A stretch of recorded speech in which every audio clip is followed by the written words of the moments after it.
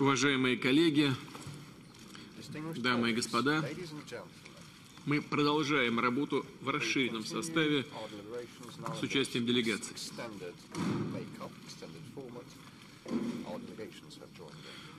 Как предусмотрено повесткой дня, детально рассмотрим актуальные вопросы деятельности нашей организации БРИКС, прежде всего в экономической сфере. Страны-участницы объединения играют важную роль в мировой экономике. К концу прошлого года совокупный валовый продукт БРИКС превысил 32 триллиона долларов. Рост с момента основания БРИКС 60%. Это почти 30% глобального ВВП. В БРИКС производится треть общемирового объема промышленной продукции и половина сельскохозяйственной. Мы обладаем огромным человеческим потенциалом. 43% мирового населения – это громадный потребительский рынок с постоянно растущим спросом на современные товары и услуги. Тесное сотрудничество в экономической сфере делает страны БРИКС все более взаимосвязанными. Внутренний товарооборот растет. Рост составил по сравнению с 2009 годом 70%. А торговля России, для примера, с государственными пятерки удвоилась. В прошлом году экономики БРИКС привлекли 25% от общемирового объема прямых иностранных инвестиций. В 2009 году это было только 16,9%. При этом заметно возросла доля наших стран в капиталовложениях, поступающих на глобальные рынки, с 9,7% до 14%. Российское председательство уделяет самое пристальное внимание вопросам укрепления экономического взаимодействия государств БРИКС. Отмечу, что мы находим в этом поддержку всех партнеров по нашему объединению, за что вам, уважаемые коллеги, большое спасибо. Значительная работа была проделана по реализации решения прошлогоднего саммита в Форталезе, в Бразилии. Одно из важнейших достижений – запуск работы пула условных валют, валютных резервов и нового банка развития. Наши страны успешно завершили процедуры ратификации соглашений об их создании. Утвержден регламент деятельности рабочих органов валютного пула. Назначено руководство нового банка. Президентом стал представляющий Индию господин Камат. Ему будут помогать вице-президенты от России, Бразилии, Китая и Южной Африки. Пул условных валют, условных валютных резервов с капиталом в 100 миллиардов долларов даст нам возможность своевременно и адекватно реагировать на колебания финансовых рынков. В свою очередь, новый банк, капитал также 100 миллиардов долларов, будет осуществлять масштабные проекты развития в странах нашего объединения. Рассчитываем, что первые из них будут запущены уже в следующем году. Как мы с вами убедились сегодня на встрече с представителями делового совета БРИКС, компании из наших стран готовы создавать совместные предприятия, наращивать встречные инвестиционные и товарные потоки. Среди документов, подготовленных к одобрению по итогам саммита, стратегия экономического партнерства БРИКС до 2020 года. В ней ставится задача повысить конкурентоспособность наших экономик на мировых рынках, упрочить связи в энергетике, высоких технологиях, сельском хозяйстве, науке и образовании. Российская сторона также подготовила проект дорожной карты инвестиционного сотрудничества БРИКС. Рассчитываем, что партнеры внесут свой вклад в ее наполнение, чтобы завершить работу над этим документом до конца текущего года. Мы провели консультации с нашими деловыми кругами, уже включили в дорожную карту порядка 50 проектов и бизнес-инициатив. В их числе предложение об учреждении энергетической ассоциации, создании Международного центра по исследованиям в энергетике, а также Союза литейной промышленности. Большие перспективы открывает совместное использование навигационных систем, в том числе и российской ГЛОНАСС. Российские компании заинтересованы развивать взаимодействие в таких областях, как производство медицинского и электронного оборудования, программного обеспечения и по другим направлениям. Мы также предлагаем запустить в рамках объединения механизм по совместному исследованию проблем конкуренции и унификации правил антимонопольного регулирования. Теснее сотрудничать по тематике труда и занятости, миграции населения и рабочей силы. По этой теме, как я уже сегодня говорил, состоялся обстоятельный разговор с лидерами профсоюзных организаций БРИКС. Они поддержали российскую инициативу проведения в ближайшее время профильных министерских встреч. Россия придает первостепенное значение расширению взаимодействия БРИКС в гуманитарной сфере, на дальнейшее углубление дружественных связей между народами наших стран. Направлено соглашение о сотрудничестве в сфере культуры, которое наши министры подпишут сегодня. Год российского председательства в своей первой встрече провели гражданский, парламентский, молодежные форумы БРИКС. Идет процесс создания сетевого университета БРИКС. Прорабатывается инициатива учреждения Совета регионов нашей организации. Укреплению институциональных основ объединения послужит запуск работы виртуального секретариата. Этот совместный интернет-портал позволит еще больше упростить взаимодействие между нашими странами, а общественности получить доступ к актуальной информации о деятельности БРИКС. Все эти и многие другие наработки российского председательства нашли свое отражение в Уфимских декларациях и плане действий. Эти комплексные документы, которые предстоит утвердить по итогам нашей встречи, определяют ключевые задачи не только на предстоящий год, но и на более отдаленную перспективу. Хочу вас поблагодарить за внимание и позвольте передать слово господину Нарендре Моди, премьер-министру Индии, которая в следующем году примет от России эстафету председательства в нашей организации. Благодарю вас.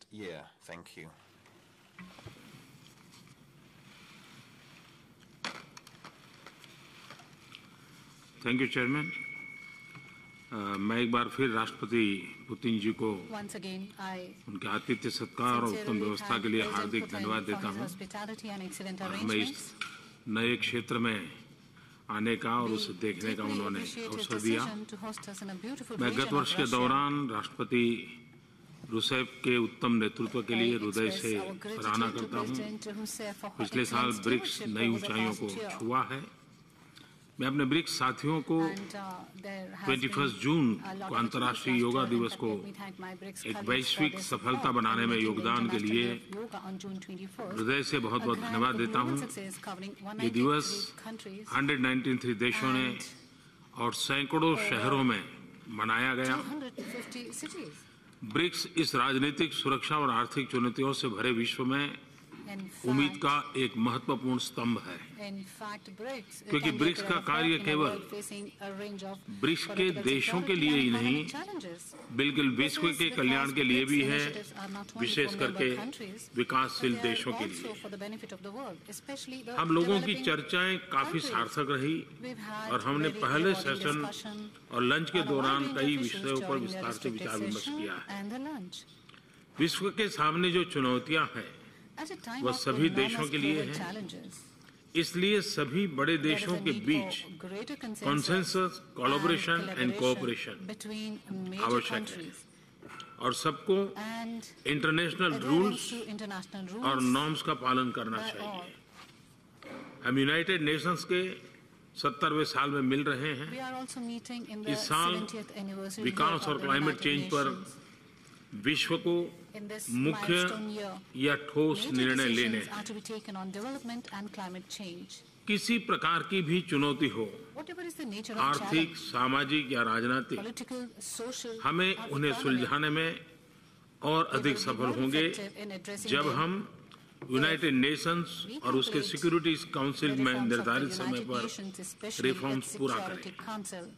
इस वैश्विक संस्थान को 21वीं सदी के लिए अगर उपयोगी होना है तो इसकी रिफॉर्म्स अनिवार्य हैं और इसकी जल्द से जल्द करने की आवश्यकता है। शांति और स्थिरता सामाजिक और आर्थिक विकास की नींव है।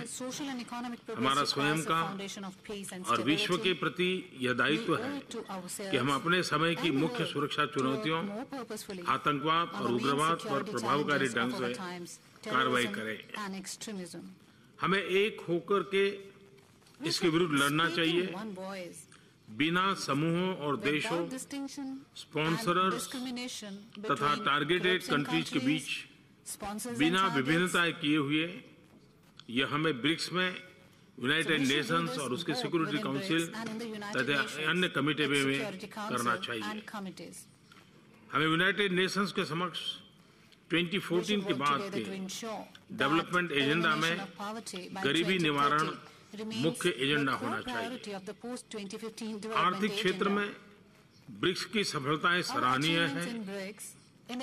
इसमें new development bank, the contingency reserve fund, export credit insurance, financing for innovation और नए प्रस्ताव कस्टम्स कोऑपरेशन और री इंश्योरेंस पूल शामिल है।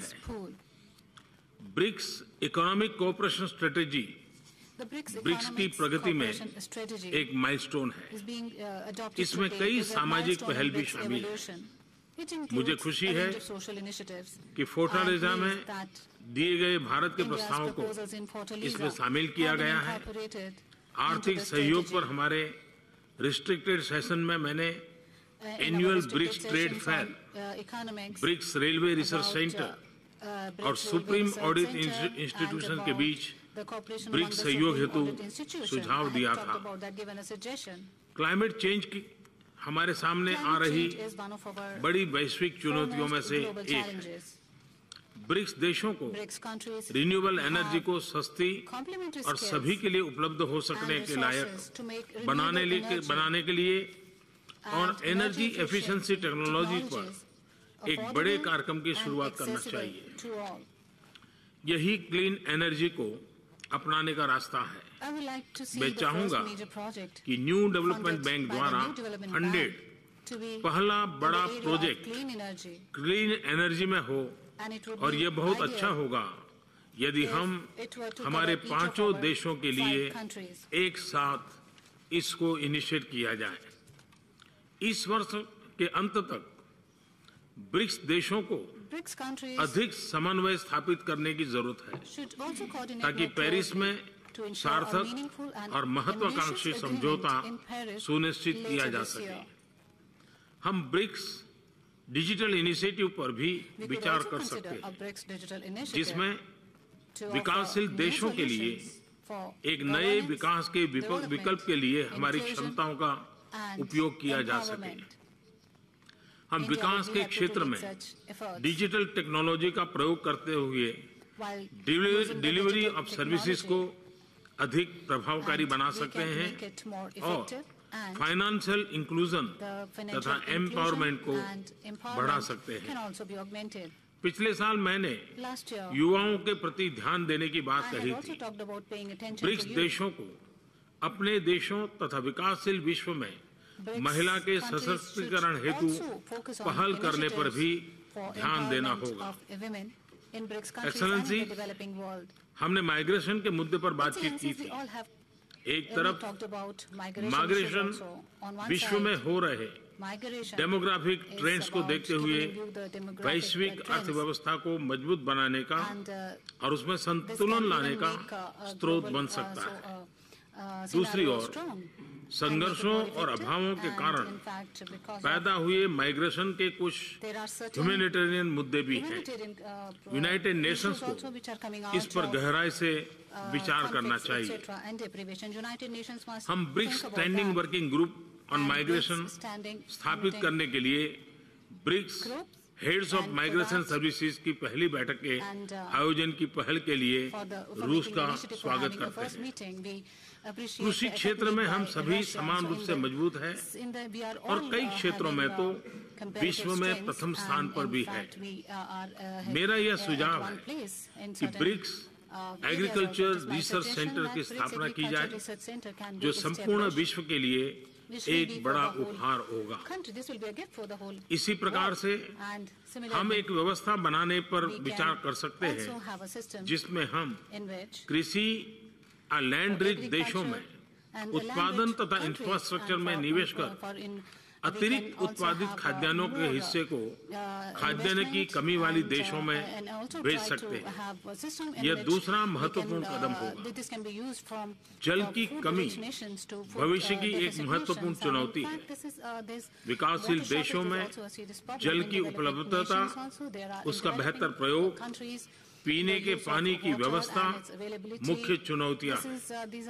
यह ऐसा क्षेत्र है जिसमें हम सभी देशों का अच्छा अनुभव तथा एक्सपर्टाइज है, जिससे हम अपने देशों तथा अन्य देशों में बदलाव ला सकते हैं।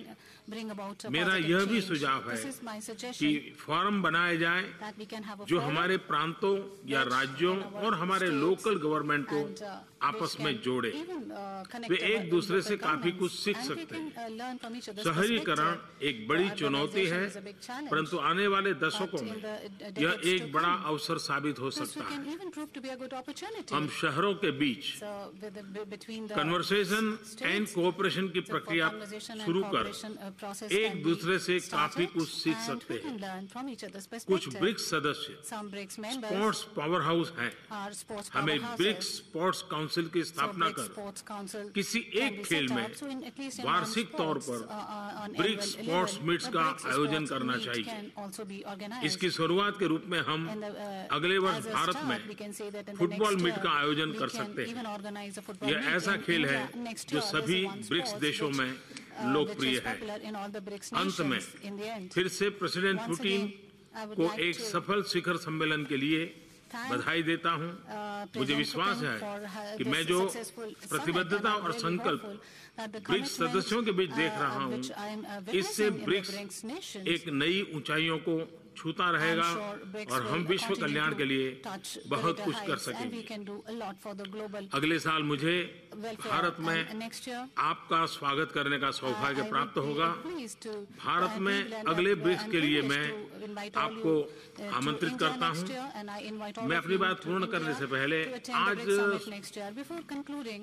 अगले वाले सत्र में एक अच्छा विषय आया था कि हम लोग एक ब्रिक्स फिल्म फेस्टिवल को डेवलप करें। मेरा एक और सुझाव है कि अगर हम ब्रिक्स के लिए फिल्म अवार्ड भी अगर कर सकते हैं तो एक प्रकार से मैं समझता हूँ कि उसको काफी हम प्रमोट कर सकते हैं, क्योंकि इस क्षेत्र में फिल्म मेकिंग को एक प्रकार से कल्चरल एक्टिविटी का हिस्सा भी बन सकता है, जो एक दूसरे को जानने पहचानने का कारण बन सकता है। तो उस पर भी हम विचार कर सकते हैं। मैं फिर एक बार प्रेसिडेंट पुतिन का और आप सबका बहुत बहुत आभार व्यक्त करता हूँ। धन्यवाद। Благодарю вас, уважаемый господин премьер-министр. И позвольте предоставить слово председателю Китайской Народной Республики господину Си Цзиньпину.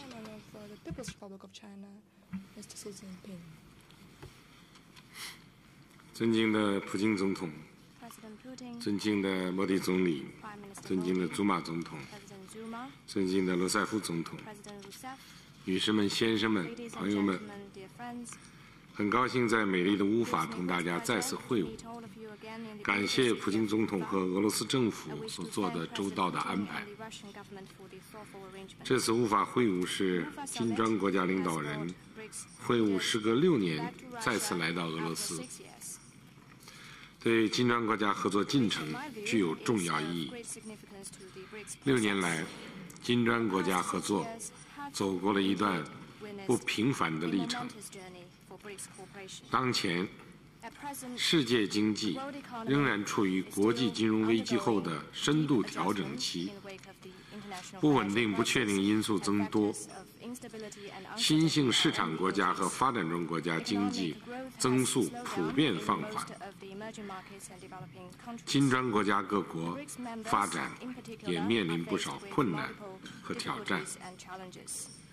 越是在困难的时候，越要坚定信心。金砖国家拥有丰富自然和人力资源，广阔市场、国内市场、巨大发展潜力，充裕政策空间，上升趋势不会改变。各位同事，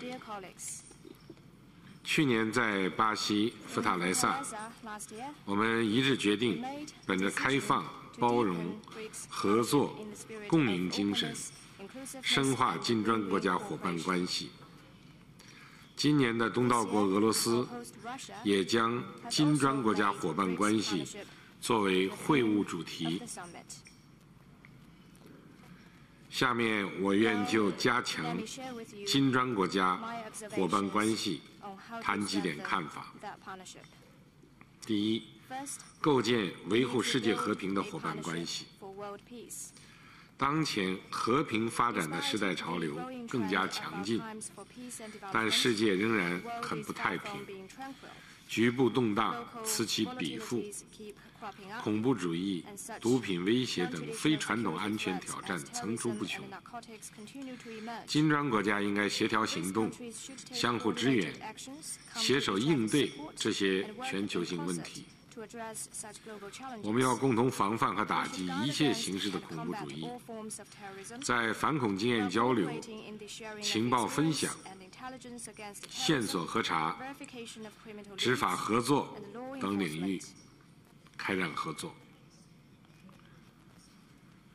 中方支持加快金砖国家禁毒合作机制化进程，将同其他成员国携手推动解决地区和全球毒品问题。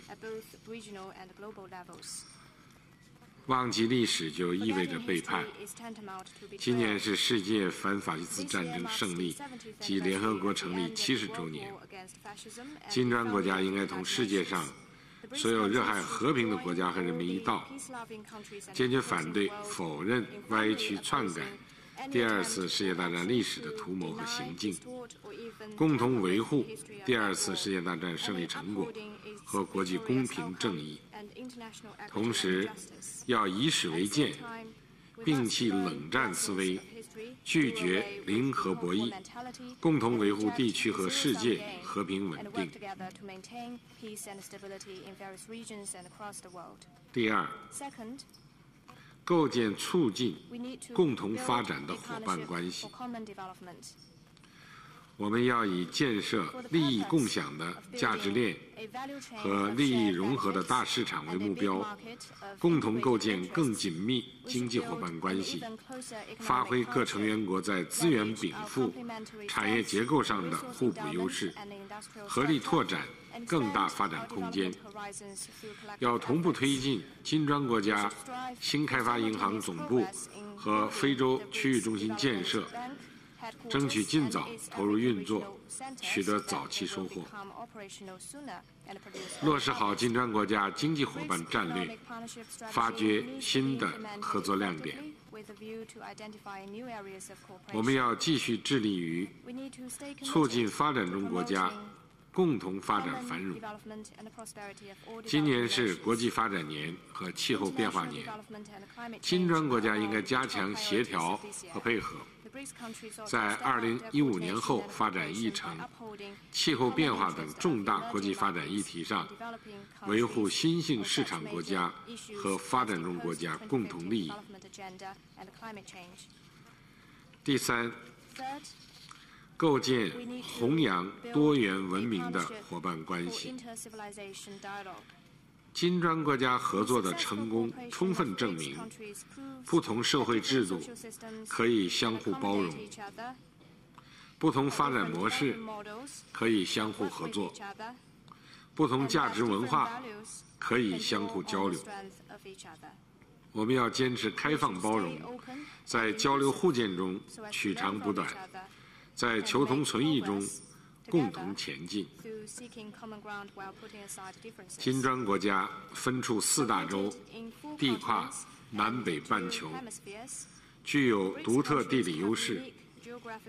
我们要利用好这一优势，积极开展同其他国家和国际组织对话和交流，分享合作成果。要加强同其他新兴市场国家和发展中国家团结合作，不断壮大我们的力量，扩大金砖国家代表性和影响力。第四，构建加强全球经济治理的伙伴关系。国际经济规则需要不断地革故鼎新，以适应全球增长格局新变化，让责任和能力相匹配。我们要共同致力于提高金砖国家在全球治理体系中的地位和作用，推动改革国际货币基金组织治理结构，增加新兴市场国家和发展中国家代表性和发言权，倡导建设开放型世界经济，支持多边贸易体制，推动多哈回合谈判，维护新兴市场国家和发展中国家的正当权益。金砖国家要加强在信息安全和互联网管理方面的合作，共同构建和平、安全、开放、合作的网络空间，争取平等参与互联网治理权利。移民问题同金砖各国经济发展和社会稳定密切相关，我们也应该加强这一领域的交流合作。尊敬的各位同事，金砖国家发展阶段相似，所面临的机遇和挑战也有一定相通之处。我们应该加强治国理政、经验交流，增进彼此了解，加强学习借鉴，共同探索解决问题的办法。当前，中国正在协调推进全面建成小康社会、全面深化改革、全面依法治国、全面从严治党，规划了在新形势下治国理政的战略目标和战略举措。全面建成小康社会是我们现阶段战略目标，也是实现中华民族伟大复兴中国梦关键一步。我们将继续坚持以经济建设为中心，致力于建设改革发展成果真正惠及人民，经济、政治、文化、社会、生态文明全面发展的小康社会。我们将坚定不移深化改革，推进国家治理体系和治理能力现代化，推动经济社会持续健康发展。我们将坚持依法治国、依法执政、依法行政，共同推进，坚持法治国家、法治政府、法治社会一体建设，实现科学立法、严格执法、公正司法、全民守法。我们将全面推进中国共产党自身建设，提高党的自我完善、自我革新、自我提高能力，保持对腐败零容忍的高压态势，完善体制机制建设，不断增强执政能力。尊敬的各位同事，我们今天的努力关系30亿金砖国家人民的福祉，也关系整个世界和全人类的前途和未来。俄罗斯有句谚语：通向成功的道路永远都是曲折坎坷的。让我们踏上征程，携手建设金砖国家更紧密的伙伴关系，共同开创金砖国家更美好的未来。谢谢大家。Благодарю вас, уважаемый господин председатель. Слово президенту Южноафриканской Республики, господину Джейкобу Зуме.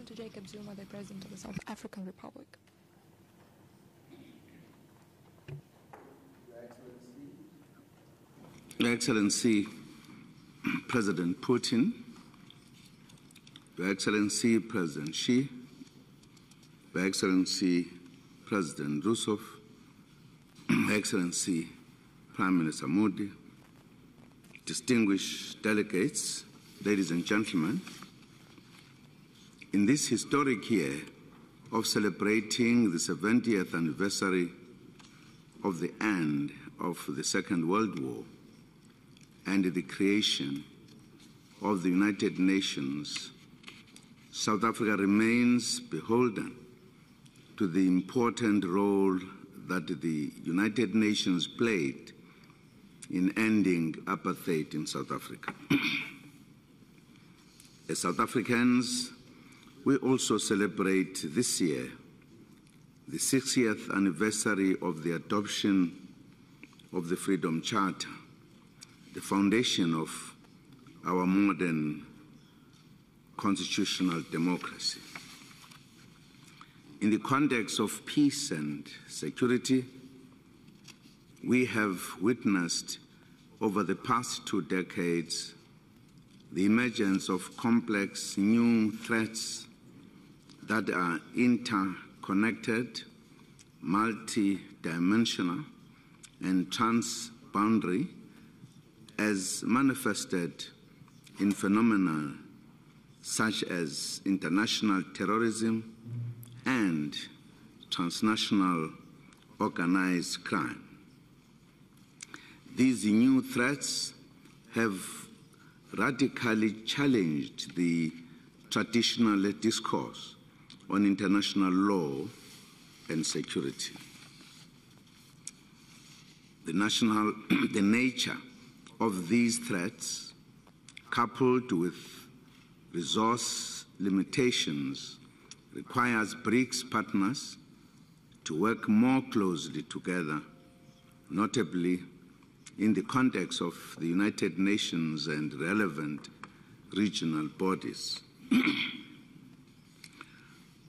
Our national security advisors met recently and discussed cooperation on counterterrorism and violent extremism. Our relevant ministers also discussed the increased use of illicit drugs as a funding mechanism for the former, and I therefore welcome the protocol on anti-drug cooperation that was signed. When we consider that 2/3 of the world's population still does not enjoy access to the internet, it should be our shared goal to give people the power to transform their lives and benefit from all positive opportunities that the online would offer. That is, the world offers. We support the early adoption of rules, norms, and principles of responsible behavior on the internet. Recognize the involvement of all stakeholders in terms of the Tunis Agenda 2005, as well as consider the sovereign rights of nation states in this regard. Recognize the need to deal with related crimes through a universal regulatory and binding instrument under United Nations auspices. South Africa was most appreciative for the solidarity we received from our BRICS partners for the recent tragic events in the Mediterranean regarding migrants from the African continent and the Middle East. The South African government is putting various initiatives in place in order to deal with the migration issues and welcome exchanges with the BRICS partners in this regard. We congratulate our chairperson on the successful completion and our adoption of the strategy for BRICS Economic Partnership, which will provide a platform for further intensifying our economic cooperation in all identified priority sectors. South Africa is eagerly looking forward to working together with our fellow BRICS countries to implement the strategy for the benefit of our people. We also appreciate the recent meetings that our chairperson organized and further encourage our parliamentarians, academics, business people, members of our civil societies, and youth to continue strengthening their ties and exchanges and acknowledge their contributions. This is indeed a historic year where our intergovernmental agreements on the new development bank and contingent reserve arrangement entered into force. We wish to assure our partners, as well as the new president of the bank, Mr. K.V. Kamath, and his fellow vice presidents, including our own Mr. Leslie Masodorp, of our unwavering support for this endeavor. We also welcome the appointment of the non-executive directors, including our own Mr. Tito Mboweni. Since we joined the BRICS in Sanya, our trade has expanded exponentially, and we witnessed impressive growth indicative of the continuous integration of our economies. Both South Africa and the African continent have benefited from our economic cooperation with our BRICS partners. South Africa's total trade with BRICS in 2011 was 268 billion rand and has since grown to 382 billion rand in 2014, an increase of 70%. BRICS total trade with Africa doubled since 2007 to 340 billion US dollars in 2012 and is projected to reach 500 billion US dollars by 2015. In addition to 2015 being the 70th anniversary of the United Nations, it is also the year in which a number of significant development processes is taking place. These include the intergovernmental negotiations on the post-2015 development agenda, the third international conference on financing for development, as well as the 2015 Paris Climate Conference known as COP21 later this year. As BRICS partners, we should strive to enhance our coordination and coherence on these issues. The overarching triple challenges of poverty, inequality, and unemployment continue to inhibit global development. If we as member states of the United Nations do not deal comprehensively with the scourge of poverty, underdevelopment, and disease, the poor of the world will consider that the UN has failed them. Thus, South Africa, in its capacity as the current chair of the Group of 77 and China, will be working closely with all UN member states towards a global development agenda in which the eradication of poverty and the Noble Millennium Development Goals remains our collective focus and are addressed. For the BRICS members, the adoption of an ambitious global development agenda will most certainly also provide us with new opportunities for cooperation in ensuring the implementation of the agreed global development goals. I thank you, Your Excellency, Chair. Уважаемый господин президент Зума, спасибо вам за ваше выступление. Хочу предоставить слово президенту Федеративной Республики Бразилии, госпоже Роусов. Пожалуйста.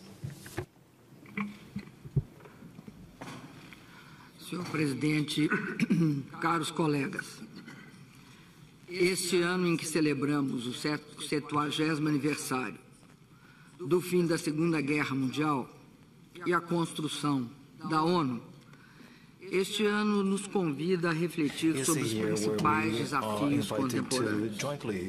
O BRICS, ao articular países com inegável peso político, econômico e cultural, atua como força positiva na consolidação de uma ordem internacional multipolar que deve ser mais justa, equilibrada e eficaz. Cientes de suas responsabilidades para favorecer o desenvolvimento sustentável e a estabilidade econômica internacional, os BRICS deram em Fortaleza no ano passado o grande passo de criar o novo Banco de Desenvolvimento e o arranjo contingente de reservas. Nessa cúpula, muito bem organizada pela Rússia, e aí o cumprimento do presidente Putin pela qualidade da cúpula, temos a satisfação de constatar que os acordos constitutivos foram ratificados e as novas instituições estão prontas para funcionar. Congratulo-me com o presidente do novo Banco de Desenvolvimento, o senhor Camargo, e seus 4 vice-presidentes, entre eles o do Brasil, Paulo Nogueira Batista, por suas nomeações. Podem contar com o nosso firme suporte e apoio. Estou certo de que a alta qualidade dessa equipe assegurará o pleno êxito do banco.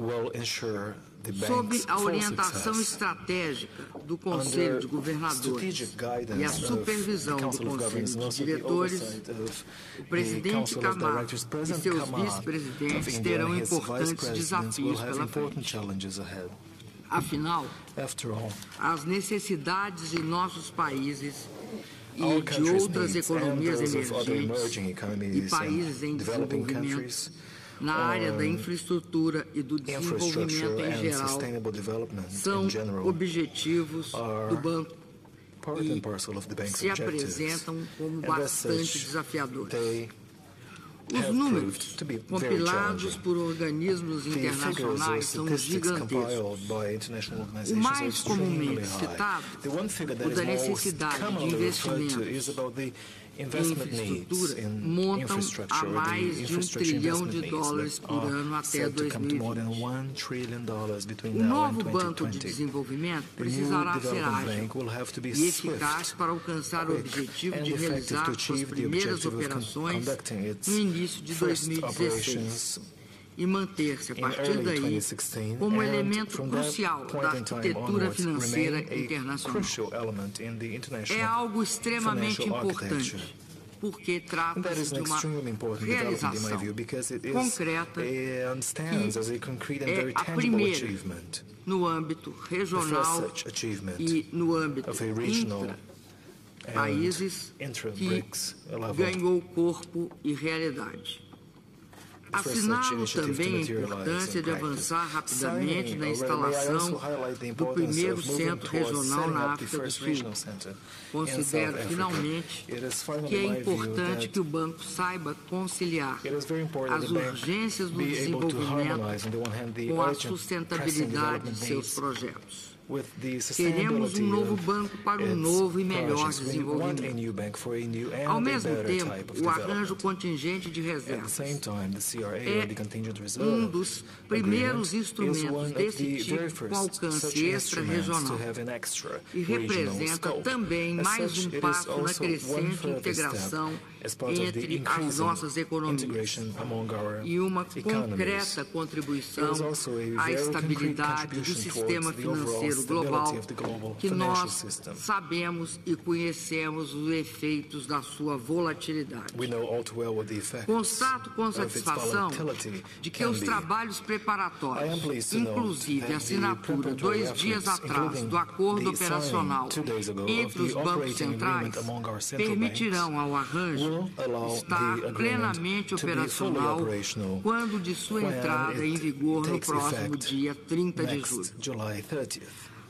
A estratégia para a parceria econômica do BRICS, que hoje lançamos, constitui um mapa do caminho para ampliar entre nós o comércio, os investimentos e a cooperação em setores como energia, mineração, agricultura, finanças, infraestrutura, educação, ciência, tecnologia e inovação, turismo e mobilidade laboral. Essas iniciativas coincidem com uma conjuntura econômica internacional que não tem apresentado significativas melhoras e, portanto, não autoriza um grande otimismo. A recuperação dos países desenvolvidos ainda é lenta e frágil. O crescimento dos países em desenvolvimento também foi agora afetado. A persistência da crise passou a exigir de nossas políticas econômicas novas respostas, visando a retomar o crescimento, proteger e aprofundar conquistas sociais. Sabemos que chegamos ao fim do superciclo das commodities. Sabemos que ainda permanece muita volatilidade no setor financeiro. Os países emergentes, especialmente os BRICS, eu estou certo, continuarão a ser a força motriz do crescimento global. Seu peso deve se refletir nas instituições de governança internacional, que reforça a necessidade da implementação da reforma do Fundo Monetário decidida em 2010. Esta deve permanecer como sendo uma das prioridades no G20, que no próximo ano terá a presidência chinesa. Estou certa que muitos dos desafios serão enfrentados naquela oportunidade. Sem dúvida, são muitos os desafios e muitas as ameaças no cenário internacional. Vários deles nos remetem a situações inquietantes, dizem respeito a guerras, a conflitos, enfim, a situações que não deveriam ter lugar no século XXI. Nesse momento, sabemos que conflitos armados causam morte e sofrimento a um inaceitável número de seres humanos. Que milhões de homens e mulheres, o maior contingente desde a Segunda Guerra Mundial, estão na situação de refugiados. que outros tantos buscam abrigo em outros países, fortalecendo as correntes migratórias. Testemunhamos sucessivas tragédias sofridas por esses migrantes em busca da sobrevivência. Nós, no Brasil, estamos comprometidos com dar apoio e resguardo para milhões de seres humanos que buscam uma nova paz. No Oriente Médio e no norte da África, são motivo de especial preocupação os conflitos na Síria, no Iraque, no Iêmen e na Líbia. A não resolução da questão Israel-Palestina segue também sendo fonte de instabilidade. Sabemos que intervenções militares, bloqueios, não foram e não serão capazes de resolver os problemas de segurança nessas regiões e nas outras regiões conflagradas. Pelo contrário, tendem a incentivar sectarismos de diferentes matizes, fragilizar as instituições estatais, alimentar a proliferação de armas nas mãos de atores não estatais. O Brasil condena veementemente as graves violações aos direitos da humanidade em curso nessas regiões, em especial a perseguição a minorias étnicas e religiosas, as execuções sumárias, a violência sexual, o recrutamento de crianças e a destruição do patrimônio cultural. Reitero o repúdio inequívoco do governo e do povo brasileiro ao terrorismo, seja de que forma se revista, onde quer que ocorra, quaisquer que sejam seus atores e motivações. Esse mal deve ser combatido no marco do direito internacional, deve ser reprimido. Precisamos também atuar simultaneamente, preventivamente em suas causas estruturais. Nesta cúpula, reiteramos o compromisso do BRICS com o multilateralismo abrangente, transparente e representativo, que reflita as mudanças nas realidades de poder. O Brasil acredita que um Conselho de Segurança da ONU reformado e ampliado será mais legítimo e eficaz no exercício da importante função de preservar a paz internacional e a segurança coletiva. Finalmente, o Brasil está aberto a dialogar no BRICS sobre outros temas estratégicos do século XXI, governança da internet, crimes cibernéticos, migrações e o problema mundial das drogas. Além disso, neste ano terá lugar a COP21, a Conferência do Clima 21 em Paris. Nós defendemos um acordo equilibrado e ambicioso, que contemple as fontes alternativas e as fontes renováveis de energia, mas que garanta também o princípio tirado na Conferência do Rio+20, que diz: é possível crescer, incluir, conservar e proteger.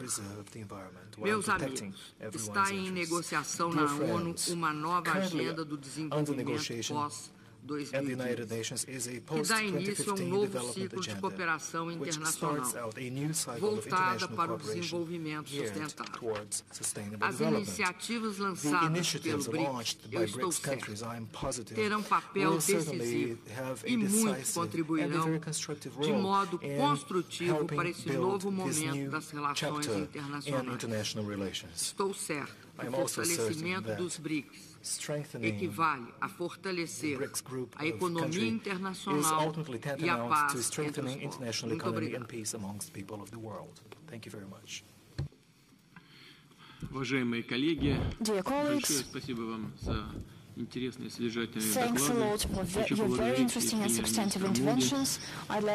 КНР,